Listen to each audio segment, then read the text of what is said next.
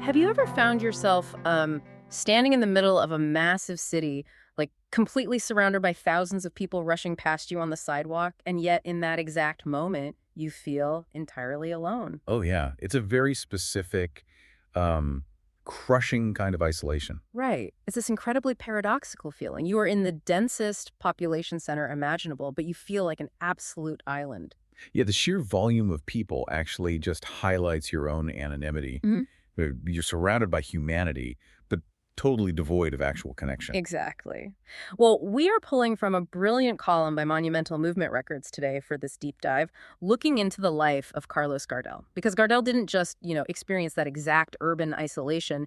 He actually managed to engineer an entire musical genre to cure it. Which is incredible. It really is. We're looking at how this one artist took tango, which, by the way, was this marginalized underground street dance, and turned it into a massive global phenomenon by essentially acting as a psychological translator for the modern city. And to really understand the magnitude of his impact, you kind of have to look past the mythology of the man himself and, examine the actual mechanics of the era. He wasn't just up there performing songs. Right. He was synthesizing the collective psychology of an entire population that was undergoing this massive traumatic shift. Okay, let's unpack this, because before we can even get to Gardel's voice, we have to look at the pressure cooker that forged him, right? Yeah, absolutely.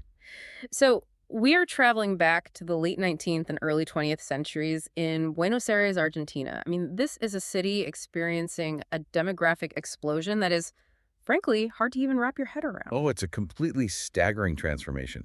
You have ships arriving daily, pouring hundreds of thousands of immigrants into the port from Spain, Italy, France, and various parts of Eastern Europe. Wow. Just a flood of people. Exactly. Buenos Aires is doubling and then redoubling its population in just a matter of decades.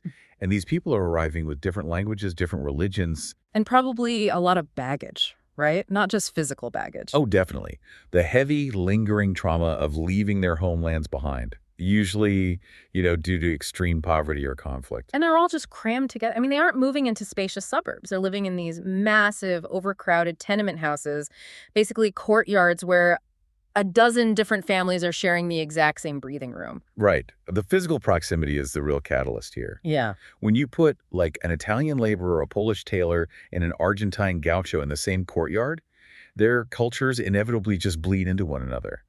The sound of a dozen different languages in musical traditions is literally seeping through the thin walls. It reminds me a lot of the birth of early hip hop in the Bronx. Oh, that's a great comparison, yeah. Right. It's this marginalized underground group of people basically creating a brand new cultural language out of the friction and the chaos of a rapidly changing city. Right, and the column points out that tango was born strictly on the margins of that society, down in the smoky bars, the brothels, among the port workers and the sailors. Yeah, but the text casually lists the musical ingredients as Creole music, the milonga, and the habanera.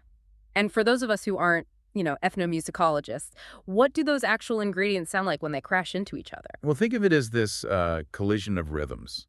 So the habanera rhythm, which traveled down from Cuba, has this heavy, dragging, highly syncopated beat. It physically feels almost like someone dragging their feet after a long day of labor. Okay, I can picture that.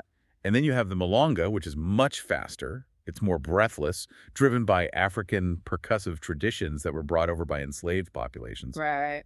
And finally, the Creole influence brings in the really melancholic, intricate Spanish guitar picking. So tango is basically the raw, unrefined collision of those three totally distinct sounds. And it was completely despised by the upper class, right? Oh, completely. They viewed it as rough, unrefined, and genuinely dangerous. It was the visceral, physical music of the underbelly. And right into the middle of this drops our subject, Carlos Gardel, or Charles Romuald, I guess. Yeah. Because the historical records are famously murky here. Yeah, the documentation it's conflicting, to say the least.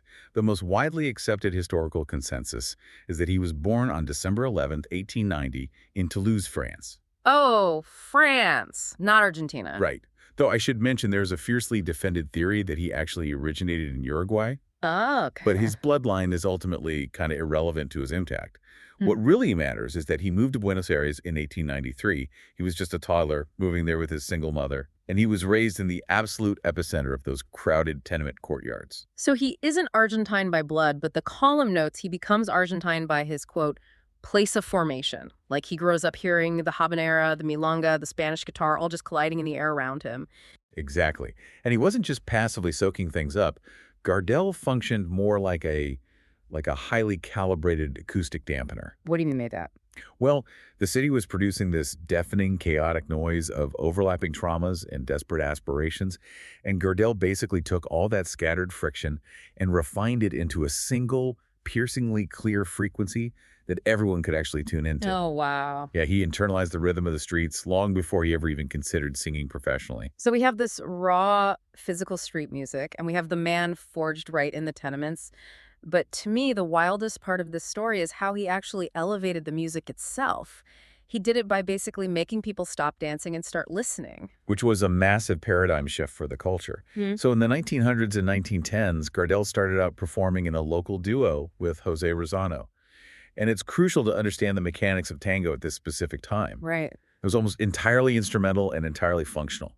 It existed for one primary reason, which was physical movement. Yeah, it was just feet music. You went to the bar, the band played that heavy, dragging beat we talked about, and you danced to blow off steam. Exactly. But then comes the turning point. In 1917, Gardel records a song called Mi Noche Triste, which means My Sad Night. Okay. And this single track completely shifts tango from a physical dance into an urban lyric poem.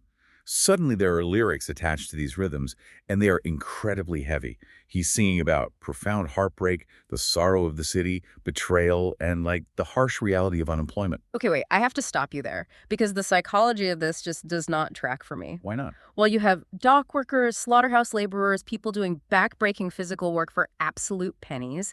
It's Friday night. It's their one night off. Why on earth do they want to listen to a guy singing about unemployment and their wives leaving them? Doesn't that just, twist the knife? You'd think they'd want pure escapism. What's fascinating here is that you're applying a modern entertainment lens to what was basically a survival situation. Right. Escapism is a luxury for people who actually feel secure. These immigrants didn't want escapism because escapism just felt like a lie. I mean, they traveled across oceans with massive, shining dreams of success and wealth. Right, the classic immigrant dream. Exactly. But when they arrived, they found crushing poverty, grueling labor, and really intense isolation. They were desperately lonely. So hearing a song about how miserable the city is actually made them feel better. Yes, it provided absolute validation. When you're suffering in silence, the most comforting thing in the world is hearing someone else articulate your exact pain out loud. Gardel basically became the translator of their specific urban emotions. He proved that their suffering wasn't invisible. But wouldn't singing about all that misery just sound like whining? I mean, if I'm at a bar and a singer just starts wailing about how unfair life is, I'm probably walking out. Well, that's where Gardel's specific vocal technique changed everything. He didn't over-dramatize the pain, he didn't wail, and he didn't scream. He sang with this quiet, incredibly restrained melancholy. Think about it. When you are truly exhausted by life, you don't have the energy to shout. You just sigh. And Gardel's delivery was the musical equivalent of that exhausted, knowing sigh. Okay, the mechanics of that restraint are fascinating.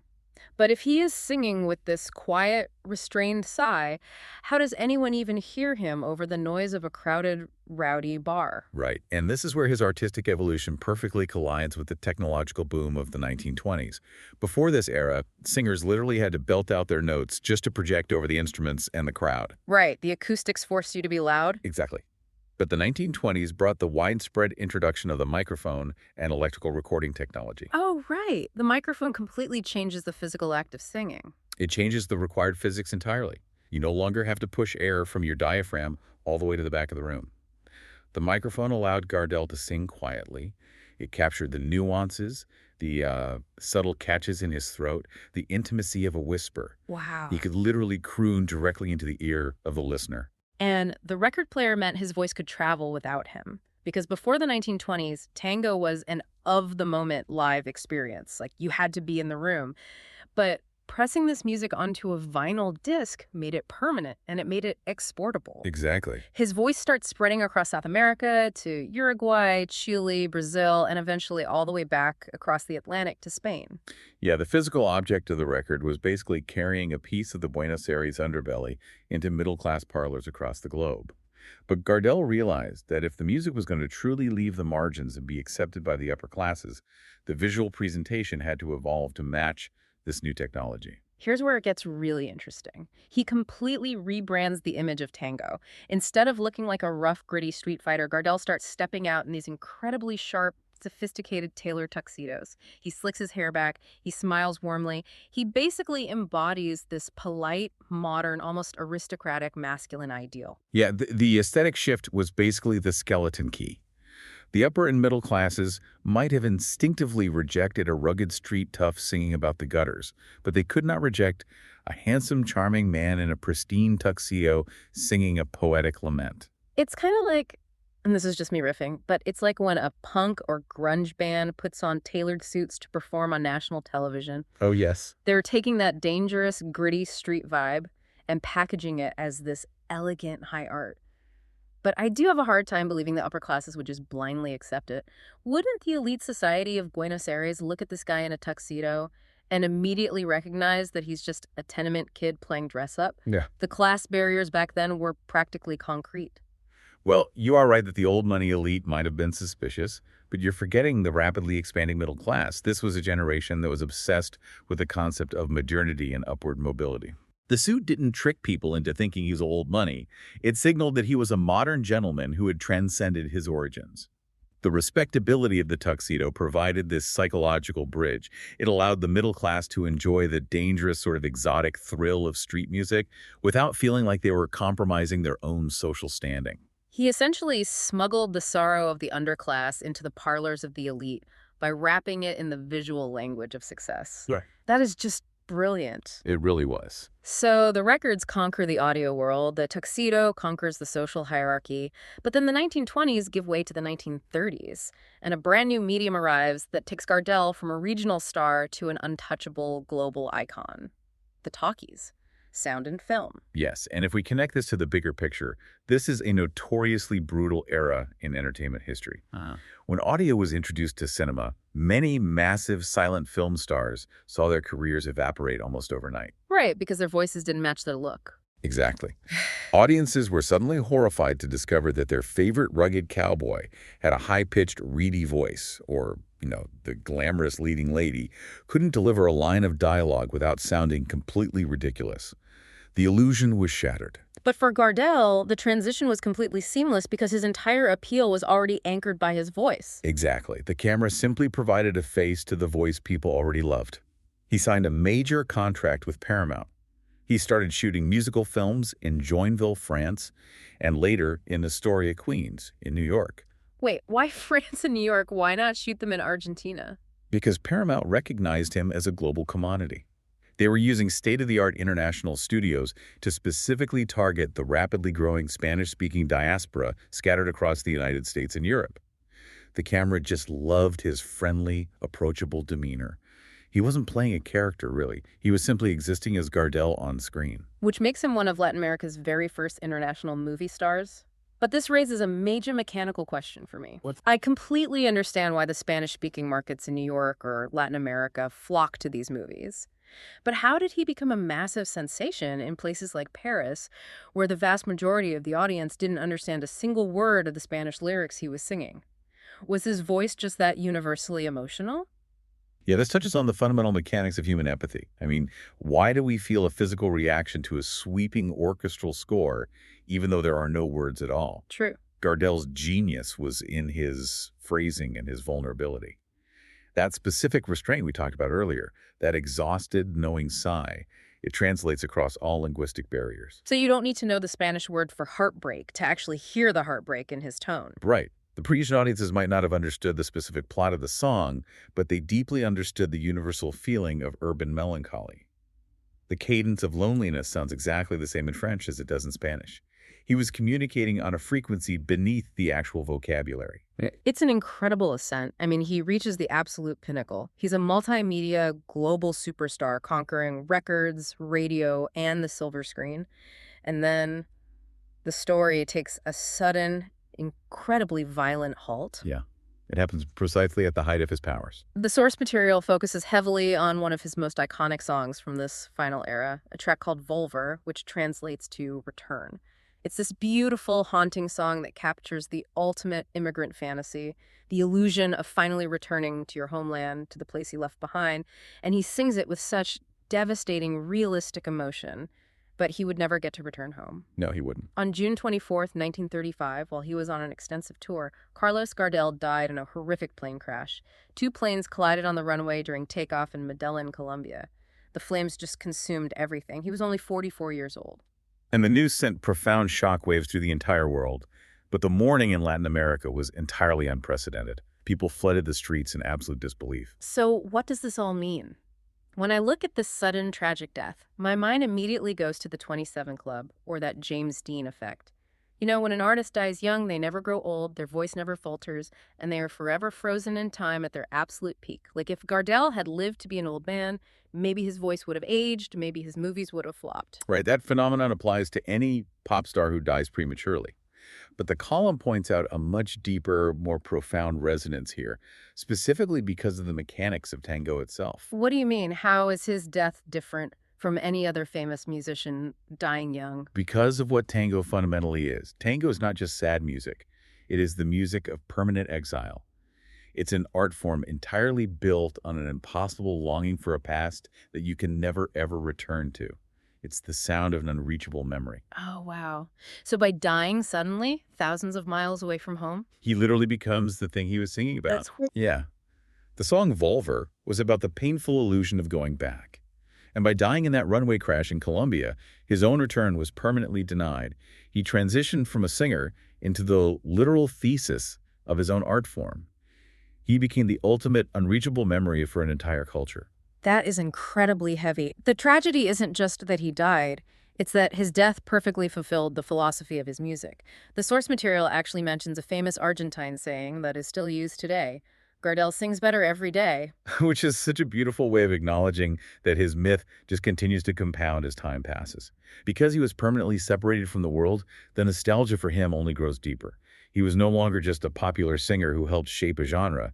The man and the music became completely indistinguishable. It is an unbelievable trajectory to look back on.